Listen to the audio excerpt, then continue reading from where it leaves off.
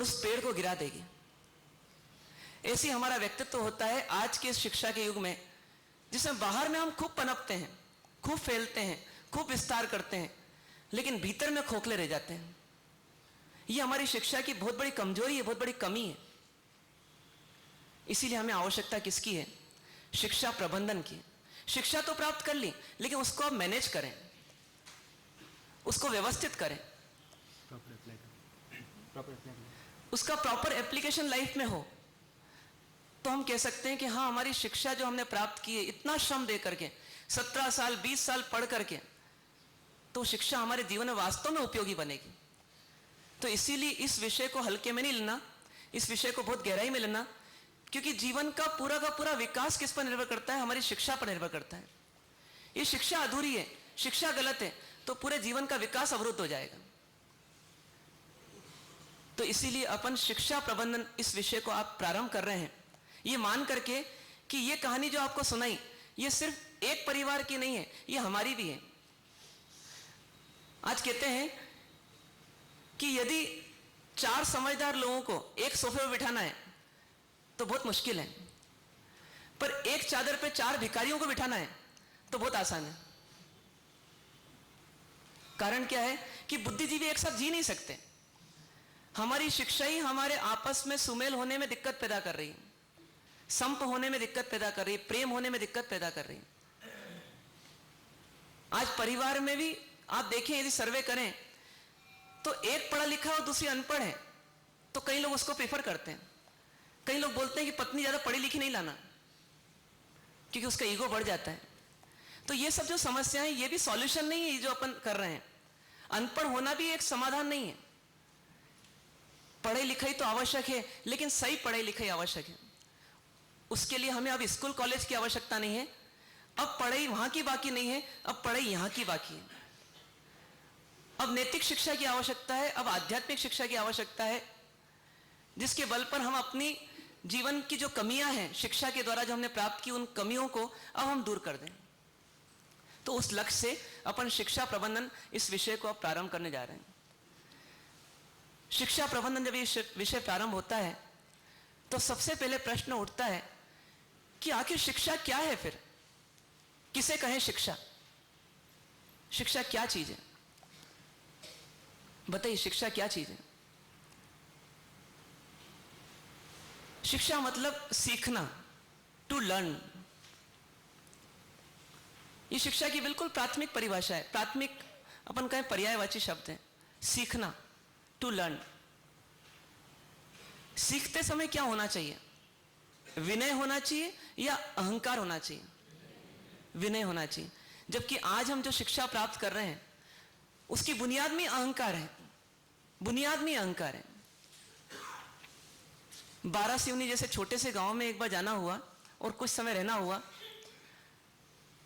वहां पर 2 बच्चे जो जुड़वा पैदा हुए, उम्र होगी लगभग 7 साल, पापा के साथ महाराज साहब के दर्शन करने आते हैं। पापा परिचय देते हैं कि एक का नाम यह है, दूसरे का नाम यह है, एक ये पढ़ता है, दूसरे पढ़ता है। ऐसी बात चली कि पढ़ाई में कैसे हैं बच्चे? तो पिता ने कहा कि पढ़ाई में थोड़े कमजोर हैं, लेकिन फिर भी सब ठीक है, मतलब क्योंकि व्यापार करना है इनको, तो व्यापार करना है तो कोई विशेष बात नहीं, व्यापारी तो बनना है। हमारी भी सोच कई बार ऐसी रहती है। और बात चली आगे, पिता को एक घटना याद आ गई बच्चे की कमजोरी को लेकर के। पिता ने बताया कि एक बार स्कूल में गया इनको छोड़ने के लिए और छोड़ करके आ गया। अगले दिन योग फिर बना, फिर छोड़ने जाना पड़ा। पर आज शाम को जब बच्चा आया तो उसने कंप्लेंट की कि पापा मुझको टीचर ने थप्पड़ मार दिया। पिता को गुस्सा आया। तीसरे दिन जब पिता गया तो पिता सीधे टीचर के पास गया और उसकी कॉलर खींची, उसको कहा ध्यान रखना तूने किसके बच्चे पर हाथ उठाया है। सोचिए आप, सीख तो रहे हम, लेकिन सीखने में हम झुक नहीं रहे। हमारे मन में यह तैयारी नहीं है कि जिस शिक्षक को हम सुपुर्द कर रहे हैं अपने बच्चे को, तो एक मालिक के समान है, और मालिक कितना ही कटिंग कर दे वो पौधे के रूप स्वरूप को और निखारता ही है। हम ये नहीं समझ रहे, हम तो व्यापार कर रहे हैं कि हम तुम्हें पैसा देंगे और तुम हमारा रेस्पेक्ट रखोगे, हमारे बच्चों का ख्याल रखोगे। क्या ये शिक्षा है? जब उन बच्चों को बुनियाद में ऐसी शिक्षा मिलेगी तो बच्चे कैसे आगे बढ़ेंगे? टीचर के प्रति ही नहीं, अपने साथियों के प्रति, माता पिता के प्रति, वडिलों के प्रति जब तक विनम्रता नहीं सिखाएंगे तो बच्चे की शिक्षा कभी सार्थक नहीं होगी। कहते हैं विद्या ददाति विनयम, विद्या से यदि विनय नहीं आया तो विद्या सफल हो ही नहीं सकती। इसलिए शिक्षा के इस अर्थ को बराबर ध्यान रखिएगा कि शिक्षा से हमें विनय की ट्रेनिंग लेना है सबसे पहले, और विनय की ट्रेनिंग लेते हुए हमें सीखना है। इंग्लिश में शिक्षा को क्या कहते हैं? एजुकेशन। एजुकेशन शब्द जो डिराइव हुआ है वो एडुको शब्द से डिराइव हुआ है। Educo, EDUCO।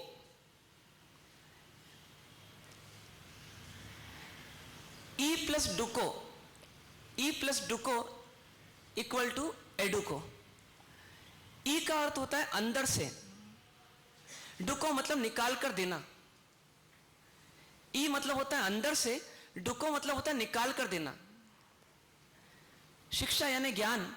ज्ञान क्या है वास्तव में? इंग्लिश के आधार पर देखें तो ज्ञान वह चीज नहीं है जो बाहर से अंदर ली जाती है, ज्ञान वह चीज है जो अंदर से बाहर निकाली जाती है। दोनों में अंतर है। अभी हम जो शिक्षा प्राप्त कर रहे हैं उस शिक्षा का पूरा मैकेनिज्म यही है कि बहुत सारे मीडिया है हमारे पास और हम उनके माध्यम से ज्ञान को बाहर से अंदर की ओर ले जाते हैं। वो भी कुछ लोग ले जाते हैं, अधिकांश तो एक कान सुनते हैं दूसरे कान निकाल लेते हैं, पर कुछ लोग अंदर तक ले जाते हैं। पर यह शिक्षा सही नहीं है। ये बीच की स्टेज हो सकती है लेकिन ये फाइनल अल्टीमेट स्टेज नहीं है। अल्टीमेटली शिक्षा का मापदंड, शिक्षा का पैमाना यही है कि शिक्षा के द्वारा प्राप्त ज्ञान बाहर से अंदर नहीं घुसना चाहिए बल्कि अंदर से बाहर निकलना चाहिए। भगवान महावीर ने तीर्थंकर पद को प्राप्त करने के बाद खूब उपदेश दिया, घंटों उपदेश दिया। अपन कहते हैं 16 प्रहर तक देशना दी, पर वो ज्ञान कहां से था? बाहर से अंदर गया था या अंदर से बाहर निकला? गर्मी के समय में हमें पानी की आवश्यकता होती है, पर हम क्या पाते हैं कि जितने सरोवर है ना वो सब सूख गए। पानी अब मिलेगा तो कहां मिलेगा? अब कुओं से मिलेगा या बोरिंग से मिलेगा। दोनों में कुछ अंतर है। सरोवर में जो पानी है वो बाहर से अंदर गया है। बारिश हुई, सरोवर भर गया, गर्मी आई, सरोवर सूख गया। पर कुएं का जो पानी है वो अंदर से बाहर निकल रहा है, वो भूमिगत है। ऐसे कि ऐसे ज्ञान कौन सा सार्थक है जो इतना हो कि अंदर से हम लबालब भर जाए ज्ञान से और फिर वो बाहर निकले? तो ज्ञान सच्चा ज्ञान है, वो अनुभूति ज्ञान है, एक्सपीरियंस्ड ज्ञान है। दो तरह की शिक्षा होती है, एक औपचारिक शिक्षा होती है और एक अनुभूति जन्य शिक्षा होती है। औपचारिक शिक्षा जो हम स्कूल कॉलेज में प्राप्त करते हैं, जिसमें हम किताबों के माध्यम से, दूसरे मीडिया के माध्यम से अपन ज्ञान ग्रहण करते जाते हैं, ये सिर्फ शिक्षा की औपचारिकता है। आवश्यकता तो है ये, लेकिन पूर्णता नहीं है। परंतु शिक्षा की वास्तविक कसौटी यह है कि जो औपचारिक शिक्षा हमने ली है वो हमारी अनुभूति का विषय बन जाए, वो हमारी फीलिंग का विषय बन जाए। हमको फील होना चाहिए वो चीज। हम तोते नहीं है जो सिर्फ रटते रहेंगे, हम फील कर सकते हैं, हम मानव हैं। इसी जो शिक्षा हम प्राप्त करें वो फील होना चाहिए हमें। कल बात आई नागौर जिले की उस बहन की। आपसे कहा जाए, यदि पूछा जाए कि आपने क्या उससे कुछ शिक्षा ली, क्या शिक्षा ली, तो यदि आपने शिक्षा यहां ली है तो आप 2-4 दिन और बोल देंगे, 5वें दिन भूल जाएंगे। पर यदि वो शिक्षा आपकी अब अंदर से उत्पन्न होने लग गई है कि वास्तव में देखो, सुधारने का तरीका लड़ना नहीं है, सुधारने का तरीका कलह करना नहीं है, सुधारने का तरीका जो है वो अपना आचरण सुधारने से। दूसरे को सुधारना है तो हमें अपना व्यक्तित्व ऐसा बनाना पड़ेगा जो दूसरे के लिए आईना बन जाए। और वो इस आईने में अपनी गलती स्वयं देख ले। ये उस बहन ने अपने को कल सिखा दिया। पर ये फील होना चाहिए हमें कि मुझे भी ऐसा बनना है, यही समाधान है। भले इसमें धैर्य रखना पड़ेगा, हो सकता है 1 साल में काम नहीं होगा, 10 साल में काम होगा, लेकिन यही तो हमारी साधना भी है ना। साधना उसको नहीं बोलते कि मेरी इच्छा हुई कि आज उपवास कर लूं तो उपवास हो जाए। साधना तो उसको बोलते हैं कि मेरी इच्छा जिस कार्य को नहीं करने की है और वो भी करना पड़े तो बिना इच्छा के कार्य कर दूं, ये बहुत बड़ी साधना है। शिष्य ने गुरु को बोला कि मुझे 31 उपवास करना है और गुरु ने 50 खांड दे दिए, वो इतनी बड़ी साधना नहीं है। लेकिन शिष्य ने गुरु को बोला कि आज कमजोरी लग रही है, आज नौकारसी करना है, और गुरु ने बोला आज उपवास कर लो, और उसने कहा 73। ये बहुत बड़ी साधना है, ये मासक शमन से बड़ी साधना है। कारण क्या है? इसमें इच्छा विजय है। तो इसलिए हमें एक चीज चिंतन में लाना है कि जो उस बहन की साधना थी वो हमें फील करना है, इतना फील करना है कि वो आत्मसात हो जाए। और फिर कभी हम अपने मुंह से बोलें कि देखो ऐसी स्थिति आए तो ऐसा करना चाहिए, तो रटा रटाया बात नहीं रहे, बल्कि वो अंदर की आवाज रहे कि हमने फील कर लिया उस बात को, हमने टेस्ट कर लिया उसको। तो क्या होगा? वो शिक्षा सार्थक हो जाएगी। इसलिए एक बात हमें ध्यान रखना है कि सिर्फ बाहर से अंदर की ओर शिक्षा लेना पर्याप्त नहीं है। यह प्राथमिकता हो सकती है, शुरुआत हो सकती है, लेकिन अंतिम नहीं है। अंतिम हमें शिक्षा को वहां तक पहुंचाना है कि जब शिक्षा हमारे भावों का विषय बन जाए, जब शिक्षा हमारे अंदर में उत्पन्न होने लगे, ज्ञान हमारे अंदर उत्पन्न होने लगे और अनुभूति हो जाए उस विषय की, तब जाकर के हम माने कि हाँ ये शिक्षा है। शिक्षा यानी सीखना, शिक्षा यानी एजुकेशन, एडु को शब्द से बना। एक एजुकेशन शब्द का डेरिवेशन और भी तरीके से किया गया है और कहा गया कि एडुकेयर शब्द से शिक्षा एजुकेशन शब्द बना है। एडुकेयर शब्द से एजुकेशन शब्द बना है, EDUCARE। केयर मतलब क्या होता है? साल संभाल करना। एडुकेयर मतलब होता है अच्छी तरह से पालन पोषण करना, अच्छी तरह से साल संभाल करना। ऐसा माना गया कि एडुकेयर शब्द से एजुकेशन बना है। शिक्षा सिर्फ जीवन के पूर्वार्ध में की जाने वाली एक प्रक्रिया नहीं है। शिक्षा का एम यह है कि शिक्षा हमारे जीवन में इतनी रंग लानी चाहिए कि शिक्षा के बलबूते पर हमारे जीवन का पालन पोषण हो जाए। शिक्षा हमारी केयर टेकर है। आप देखिए, कोई व्यक्ति बाहर चले जाए, माता पिता छूट जाएंगे, पत्नी हो सकता है छूट जाएगी, बच्चे छूट जाएंगे, धन संपत्ति मित्र परिजन सब छूट जाएंगे, लेकिन क्या साथ में रहेगा? जो ज्ञान उसने पाया है वो साथ में रहेगा।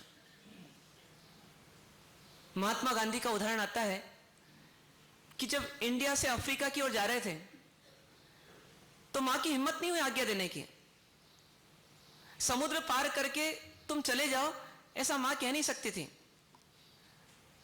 पर मां ने एक निर्णय किया कि बच्चे की जिद बहुत ज्यादा है, एक काम करती हूं, एक जैन संत हैं बेचर स्वामी, तो इनके पास इसको ले जाती हूं, ये जैसा कहेंगे वैसा मैं मान लूंगी।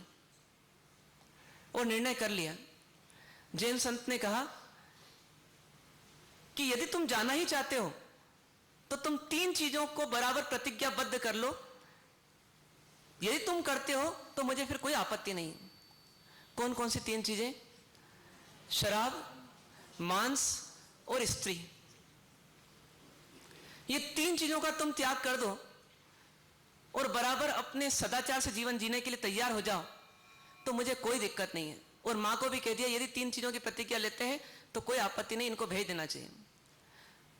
महात्मा गांधी ने उस समय ज्यादा सोचा भी नहीं, विचारा भी नहीं, और उन्होंने कहा इतना सिंपल है, क्योंकि भारतीय संस्कृति में तो यही माहौल देखा, और उन्होंने निर्णय कर लिया कि 3 चीजों का मैं कभी सेवन नहीं करूंगा। जब गए तो रास्ते में तकलीफ चालू हो गई।